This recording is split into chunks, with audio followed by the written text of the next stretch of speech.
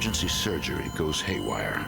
I was clinically dead for 5 minutes and 42 seconds. A single mother comes back to life, unaware her escape from death has unleashed a dark force, intent on her destruction. Something was going on, something unexplainable.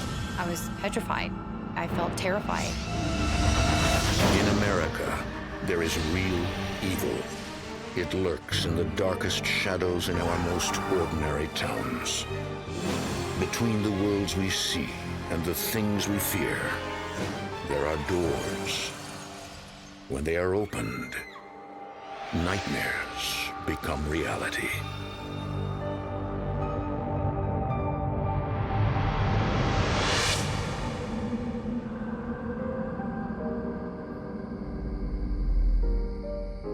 Lafayette, Indiana, 2005. Single mother Victoria Dier works hard to provide a good life for her daughter, Anna. Can I sleep in your room tonight? No, sweetie. You have to stay in here with Mozart. He needs you. Mom, Yes, can we go to the park tomorrow? of course. Holding down a full-time job while finishing her master's in biology at Purdue University is not easy. But it seems life is good for the moment. But then, early one morning in June, a sudden attack of intense pain sends Victoria to a hospital for an emergency appendectomy. Before surgery, a nurse's mistake causes her to be overdosed with 2 powerful pain medications. Moments later, her heart stops.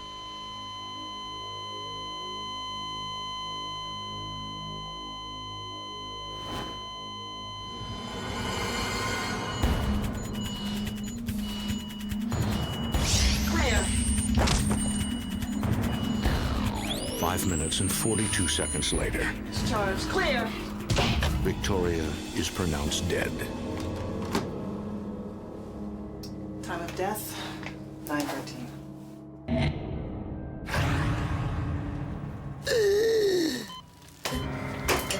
Victoria?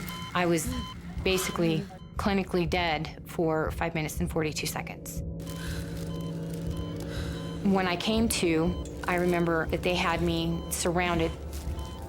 Where am I? You're in the hospital. We thought we'd lost you. When they first told me, it felt a little bit awkward. I didn't know how to react and I didn't know how to respond. I mean, how do you act when someone tells you you've died? It's kind of a lot to take in. Am I okay? You will be. I know that most people report seeing a bright light or a tunnel or people. I didn't see anything. What Victoria sees isn't light, it's darkness. 24 hours after returning from the dead, Victoria is released from the hospital. She feels strong enough to give her home a good spring cleaning, starting in the attic.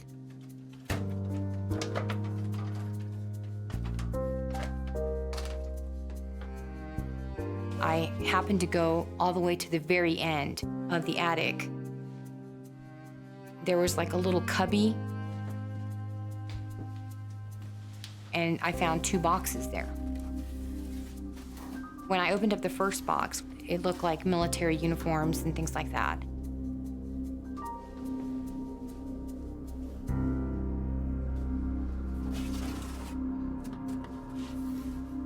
The second box I opened up, I found a helicopter.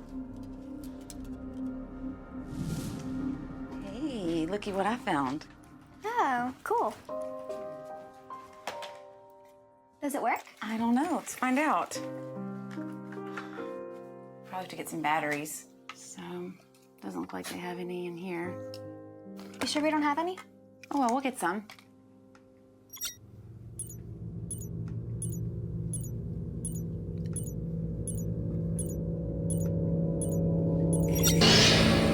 Out of the blue, the whole propeller just started going. It was going really, really fast. The lights started flashing off and on the helicopter. What is going on? So weird. There were no batteries. It couldn't work without batteries. We were both freaked out. I mean, what do you do? You're seeing something that in a normal mind you would think it shouldn't be happening, but it was happening. And then all of a sudden it just stopped.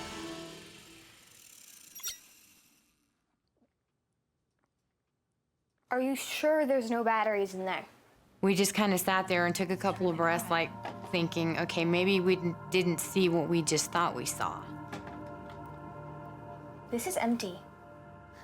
There's no batteries. I was trying to give some kind of a rationalization as to why it was doing what it was doing. There had to be a glitch somewhere mechanically that had caused it to do that. I'll be right back. Victoria contacts her landlord to ask where the helicopter and military uniforms came from. Maybe the previous tenant just left some boxes behind. She basically let me know that she had no idea who they belonged to. Well, what are we gonna do with it? Nothing. I just decided right then and there I was going to put it back in the box. I didn't want anything else to do with that. Who owned the items found in the attic? The answer remains a mystery. I put it back exactly where I found it and didn't touch it again after that.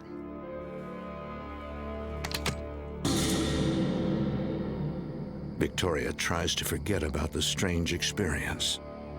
But 3 weeks later, something happens that makes the helicopter incident look like child's play.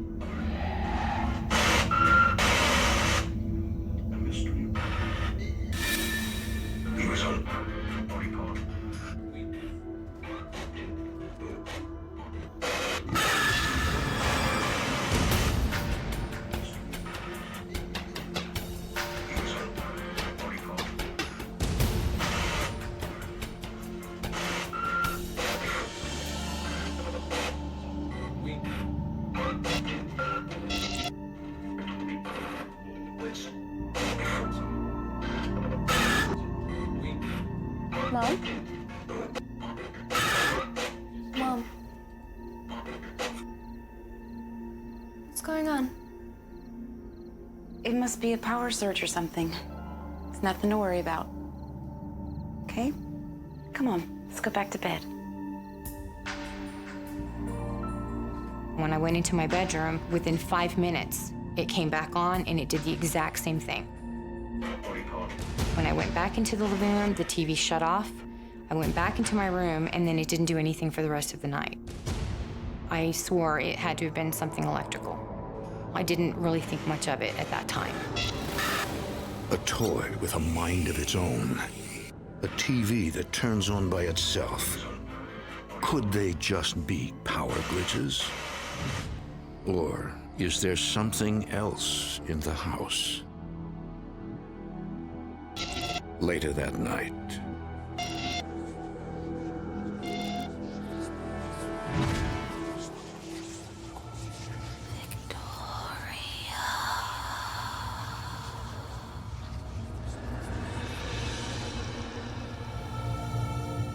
I heard my name called in the house. I thought it was my daughter. I got up and immediately went and checked on her, and she was asleep.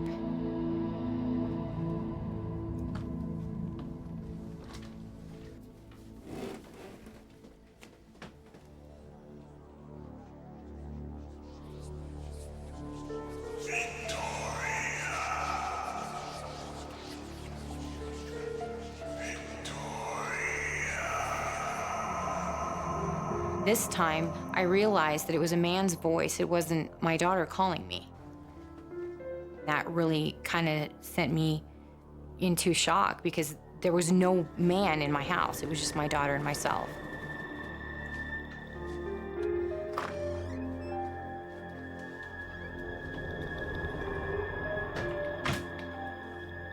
I started coming to the realization that maybe it wasn't a glitch with the TV or with the helicopter.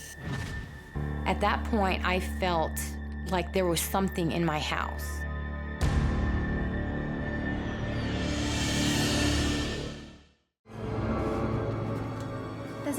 I don't know. Let's find out. After a series of unexplainable events, Victoria Dier fears that her house may be haunted. Hey, Mom, I'm fine. I have something I need to talk to you about. Victoria confides in her mother, Renee Perez. When Victoria called me and told me about what was happening at home and all the experiences that she was having, I believed her completely. The women in my family were definitely what you would call sensitive. I always felt like I had to see it before I believed it. I can't help but think about Grandma and how she used to talk to spirits. Growing up, my grandmother always described certain things that she would see that nobody else around her could see. Your grandmother, she had a gift. She could see spirits all around her. I just remember my mama talking about it. She always thought about the good energies, bad energies. She always said, when you are afraid of something, you're feeling the bad energy. You need to ignore it. Well, I can't just ignore it. I have to do something. Victoria's mother advises her to perform a ritualistic cleansing of the home using sage. Our Father, who art in heaven, hallowed be thy name. With sage, you are bringing peace and harmony and love in your home, and all the bad energy has to go. As we forgive those who've sinned against us. I followed her advice and I did everything that she told me to do. And lead us not into temptation, but deliver us from evil. Amen.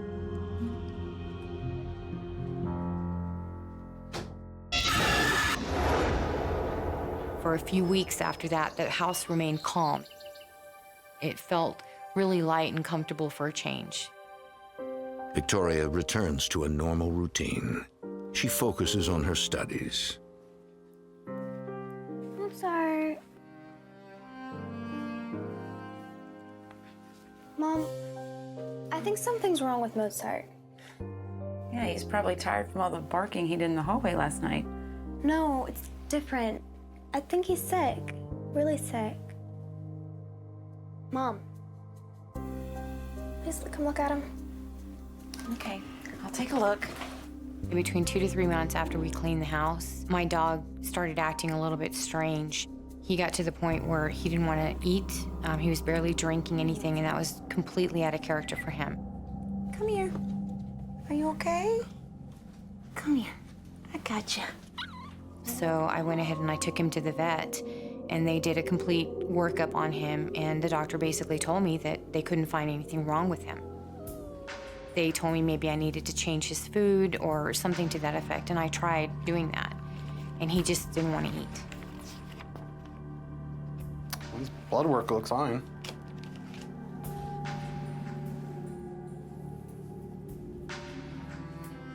I took him back to the vet about 3 more times, and they couldn't find one specific thing wrong with him. All of his labs came back normal, and it was just horrible to watch him.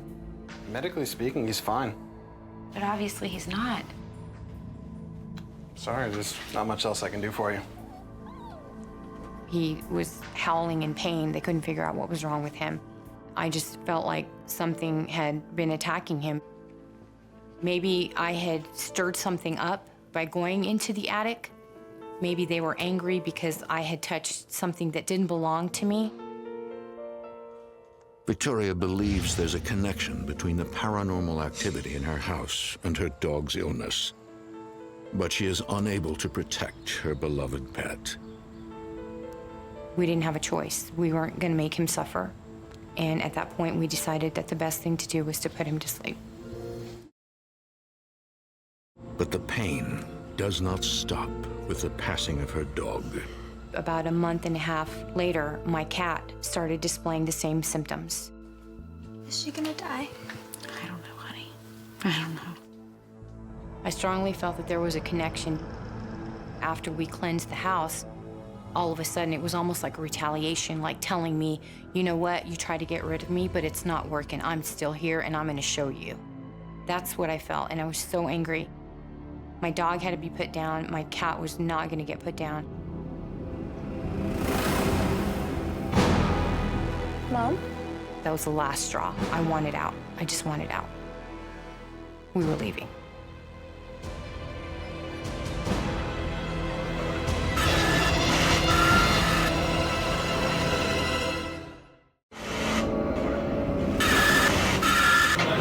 For Victoria Dier, the escalation of supernatural activity in her home, culminating in the death of her dog, convinces her to leave Lafayette, Indiana.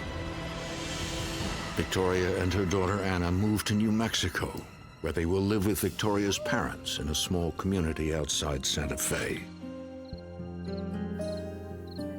She looks forward to leaving behind the trauma of her old life and making a fresh start in a seemingly safe place. I felt by making the move to New Mexico that everything would stay at the house and I could just start with a clean slate. It was pretty emotional welcome to know that I have her home and my granddaughter. We were together after being separated for such a long time. Lots and lots and lots of driving. Within a few weeks, Victoria finds a job as a lab technician at a hospital in Santa Fe.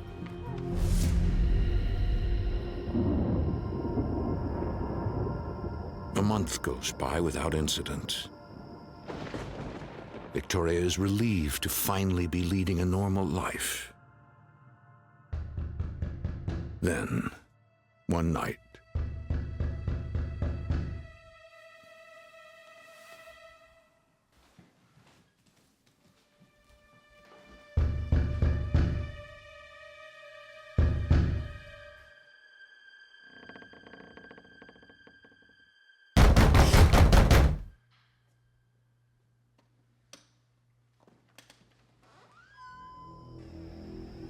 I knew what was going on.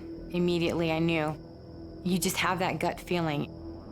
I was praying that I was wrong, but I knew. I instantly knew that there was something there. So I finally just decided to go ahead and sit in the living room for a minute. And once I did that, then it just stopped. Victoria tries to ignore her growing anxiety and focus on work. But she believes something is haunting her again.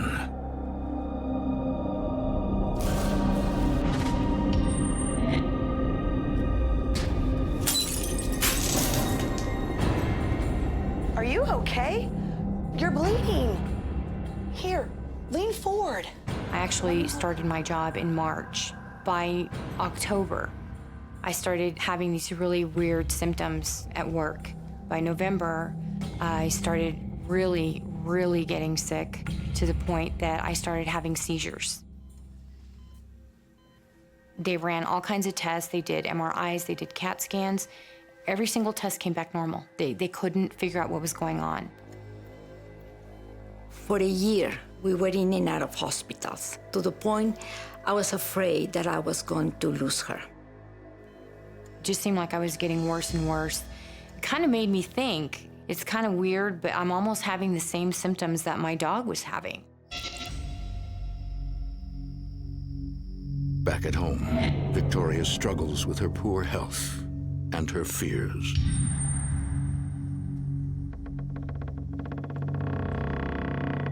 I just felt like there was something or someone staring at me. You just get that feeling that there's someone in the room with you.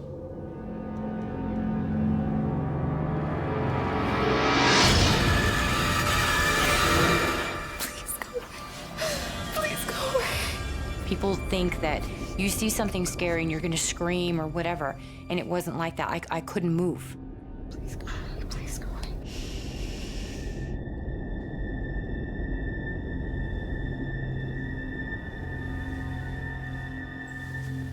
There was no doubt in my mind. I was fully awake. I was very coherent, and I knew it wasn't a figment of my imagination. I knew I wasn't dreaming. It was there. It was just as plain as day, and there was no confusing what I'd seen. Over the next month, Victoria's condition gets progressively worse. Good. Another deep breath. She suspects that her chronic illness might have a supernatural cause, but she keeps looking for a rational cure. I had a doctor that actually stated that my symptoms were leaning toward lupus. Has anybody ever talked to you about that possibility?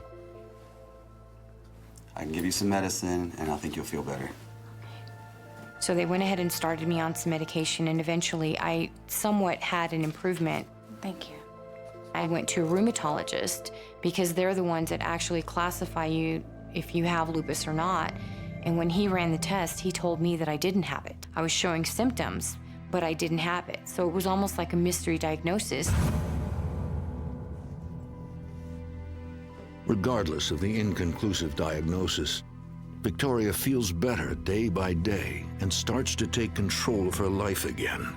It was like I went from 1 minute to barely walking to the next minute I'm up and around and walking and doing fine. But there is one change. Anna?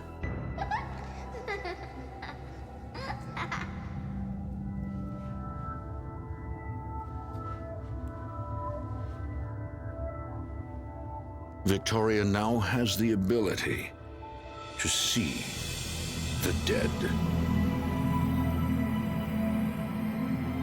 They didn't look like they were menacing at all. I just got that feeling they were kind of questioning what I was doing there, like I was on their turf instead of them being on mine.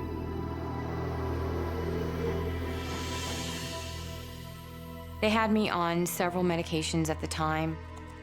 I started researching the medicines to make sure that there wasn't any kind of side effect that would cause me to hallucinate or have bad dreams or things like that. But none of the medications I was taking had those kind of side effects. 3 nights later. I was getting up to go into the kitchen to get something to drink.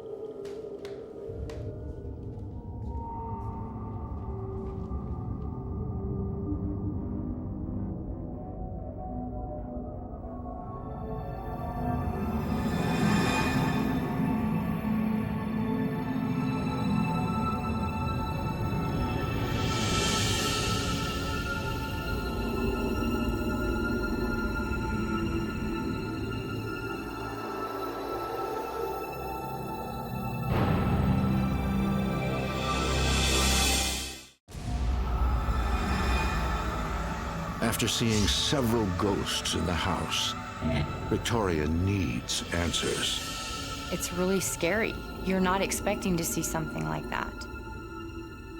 I started questioning, am I really seeing this, or is this a figment of my imagination? I need to find out what's going on. Victoria turns to the one person who may know the truth. Victoria. I remember talking to my mom and telling her, you know, I don't want you to think I'm freaking out or anything, but I've been seeing some things. Who do you think they are? Maybe they were the people that were killed at Starvation Peak? Renee Perez knows that her house sits in the shadow of Starvation Peak. Everyone in the area has heard legends associated with the nearby mountain. The story goes that the Indians were hunting, and some of the settlers attacked their village and killed a lot of the women and children. When they came back and they saw what happened, they attacked the settlers. There was a peak that the settlers climbed up with wagon trails and everything, and the Indians followed them there. Anybody caught trying to leave the peak was killed. The rest of them were starved out, and that's how the name came about. Do you think these spirits were related to the massacre? Maybe. That's a lot of suffering for one place.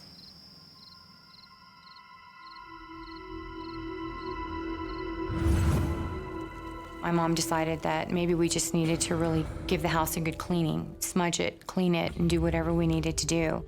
San Michael, Archangel, defend us in battle. Be our protection against the wickedness. We light up the stage, and we went from one room to the next. Victoria is worried that the cleansing might provoke the spirits, as it did in her old house. By the power of God and all the evil spirits that roam about the world, seeking the ruin of souls. Amen. Things kind of quieted down for a little bit after that, but they didn't stay that way for too long.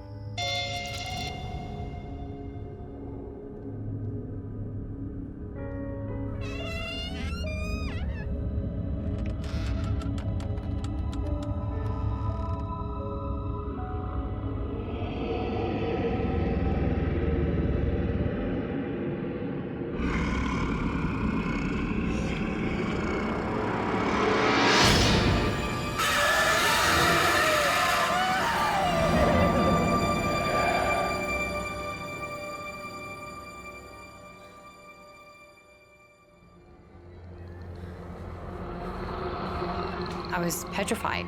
I felt terrified. I was gonna go and wake up my mom and decided that I wasn't going to. So I just stayed in the living room. I didn't go back to my room for the rest of the night. Victoria has suffered many sleepless nights, haunted by a dark entity that seems to target her and her alone. I felt this sting on my back, like somebody had poured acid on my back. Come here a minute. What is it? There's something wrong with my back. Can you see?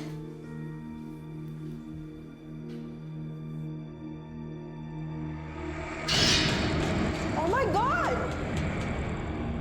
Starting from the back of my right shoulder all the way down to the middle of my back, I had these 3 long gashes. How did you get these marks? And I said, what happened? Because it was, too far, she couldn't reach it, with her hands. I felt so depressed at that moment because I knew that everything we tried up to that point was not working. Mom, the prayers didn't work. I felt defeated. That's what I felt. I felt defeated. It was winning.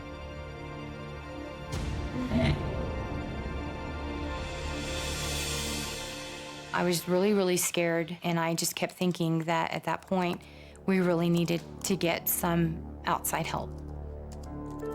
I went onto the internet and I started looking for paranormal groups around the area. Months go by. Not one paranormal group responds to Victoria's plea for help. That was the lowest point that I've ever felt in my life because I didn't know how to control the situation, and I felt like I was at my wit's end, and there was nobody there to help me.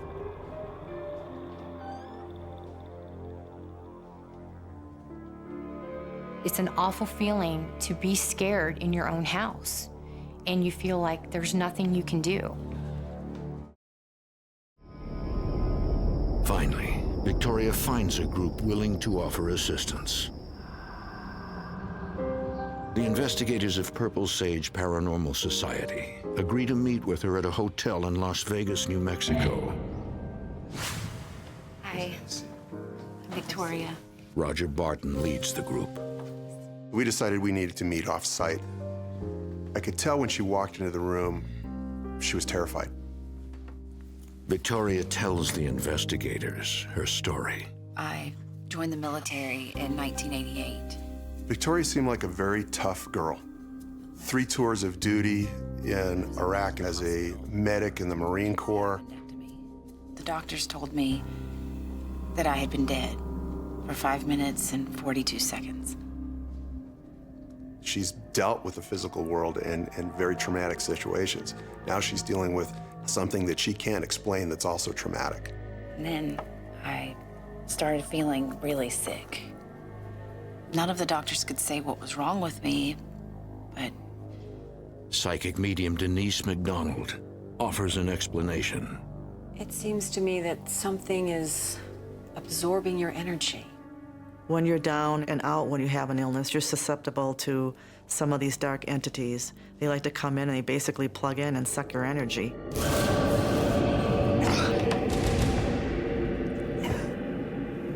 Excuse me. Suddenly, I'm not feeling very well. I felt the pressure on my chest. At first, I didn't understand what that was. Was that my feeling from an empathy standpoint? What Victoria's feeling? Did she bring those entities with her? I'm seeing something. There's a little boy and a little girl, both wearing old-fashioned clothing. When she started mentioning everything I had been seeing without me even telling her, it kind of threw me for a loop. There's a woman. She's wearing an old-fashioned dress with a blue sash. I almost started crying because I finally met somebody that I guess at that point I felt understood and could see what I was seeing. There's another spirit. This one is darker. When the description of the dark entity came about, there was definitely a change in the attitude in the room. I started experiencing some distress of myself. I broke into a sweat. I felt nauseous and lightheaded, and I actually physically got the shakes. When Roger started getting sick, I immediately knew what it was. Is it possible? Could he have followed you here? Victoria can sense the dark entity nearby. I just acknowledged that yes, he did. He followed me. Yes.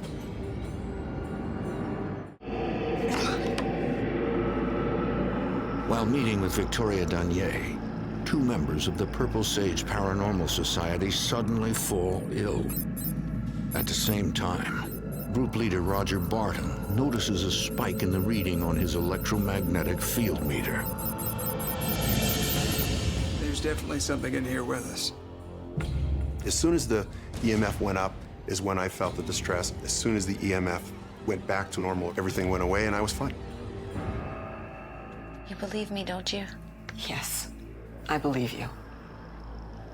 After the experience with Denise and Roger, they told me that they normally didn't do this, but they wanted to go and see my house right away. I had a different image of what we were going to be seeing. It almost kind of seemed peaceful when I got there. It turned out to be a very pleasant place. At first, it kind of felt, oh, it's not so bad. It wasn't until we got into the house that I changed my mind about that. We just want the lay of the land today. And we instructed Victoria to show the house like she was showing a house to a real estate agent. Let's not talk about what's going on in the home. Let's not talk about the dark entity. We don't want to start anything we can't finish that day. This is the kitchen. Nothing fancy. And this is my daughter, Anna. Just entering the house, the entity knew we were inside and was already upset. Okay, so this is my bedroom, but I haven't really been sleeping here much lately. Denise immediately senses the dark entity's presence in the room.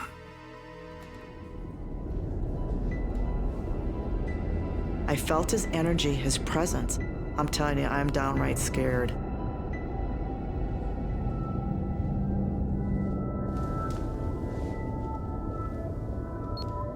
He's under the bed. I felt him go by.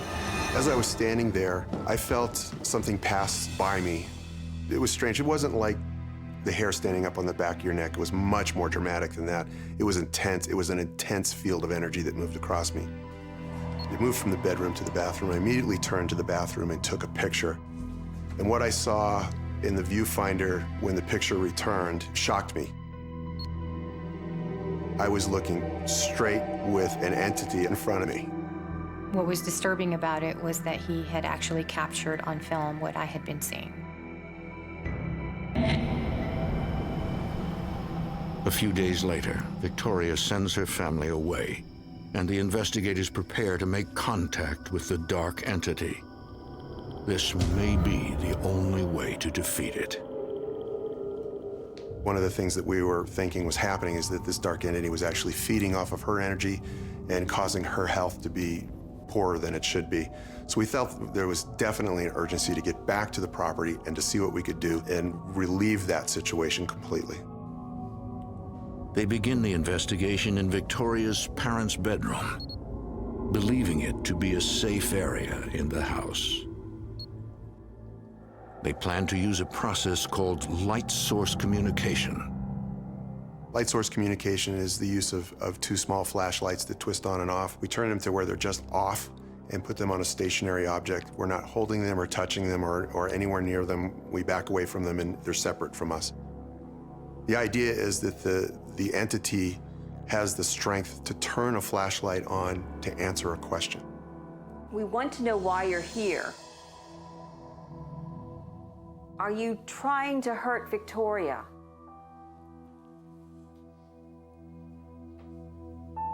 We actually went into Victoria's parents' room for a good half hour asking questions, and we weren't getting a response. However, once again, it was good that there's an intuitive there with Victoria. She and I both sensed that it was in that room. There is no doubt. Denise senses the entity does not like Roger. Roger, I don't think we're going to get anything while you're here. I left the room, and at that point, they started having quite a conversation. Were you with Victoria in the Middle East? Were you with her on the night that she nearly died in the hospital? When the light goes on, that was an affirmative, a yes. We now know we had a connection. It was incredible. Did you follow Victoria here from her house in Indiana?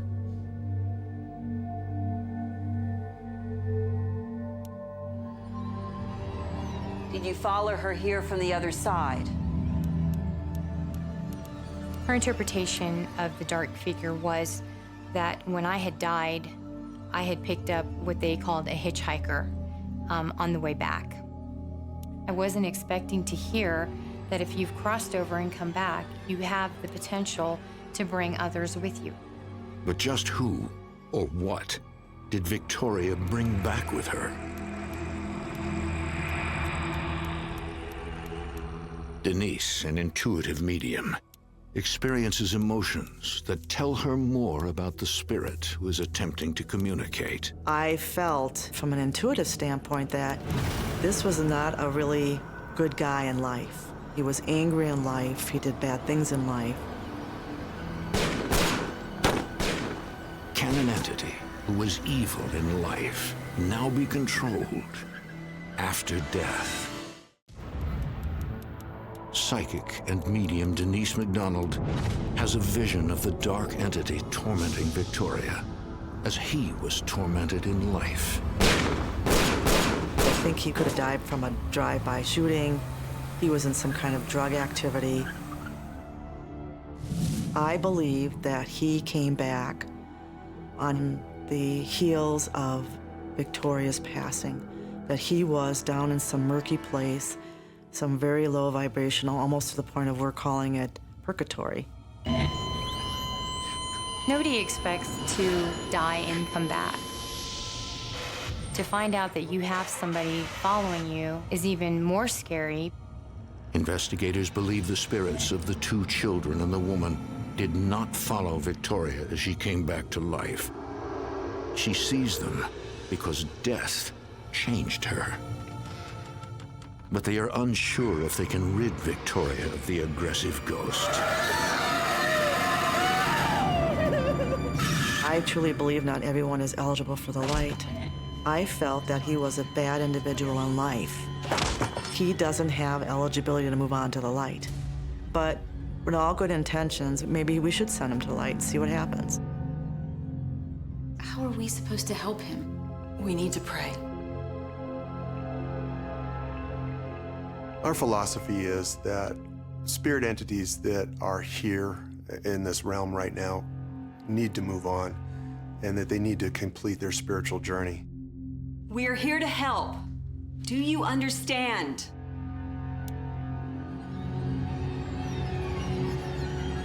We're all going to pray for you. The prayer circle is usually the invocation, bringing on as much good energy as we could at this point to help him move on to wherever he needed to go. Are you ready? Let's join hands. We say a prayer, each one of us, and we bring on our own personal energy, whether it's our religion, our guides, whatever our moral compass is, to help evict or exorcise this entity from this environment. As we forgive those who've sinned against us. Amen. Can you see the light now?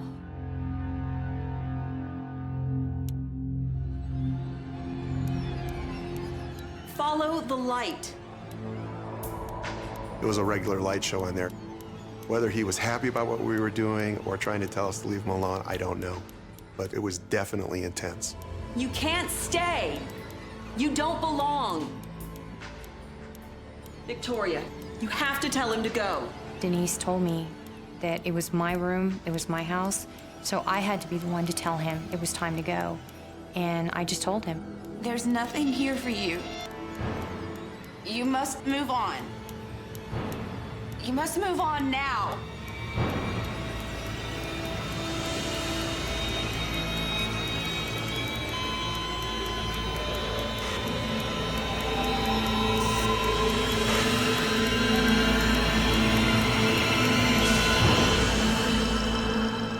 The minute she did that, it was like a switch got thrown.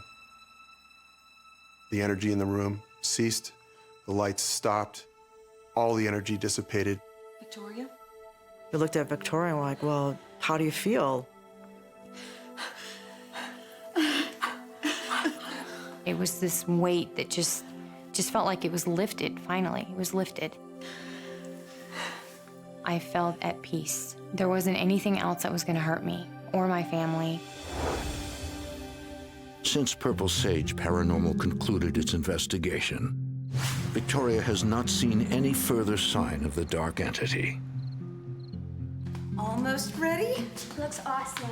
I hope you're hungry. Very. Hannah, go get your grandparents and tell them it's time to eat. But Victoria continues to see other spirits. The other ones could pretty much live collaboratively there.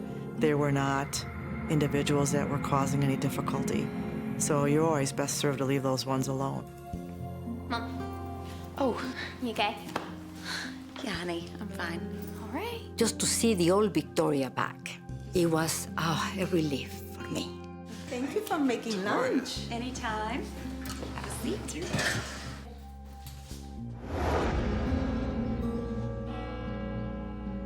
I do believe that the children and the woman are from the time of the massacre.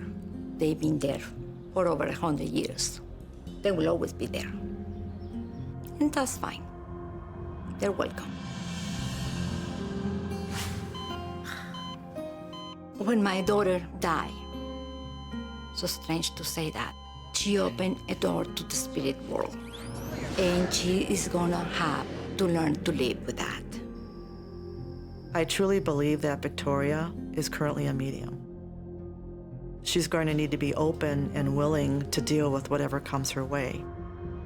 If there was a way for me to stop it, I wish I could. For some reason or another, I was chosen.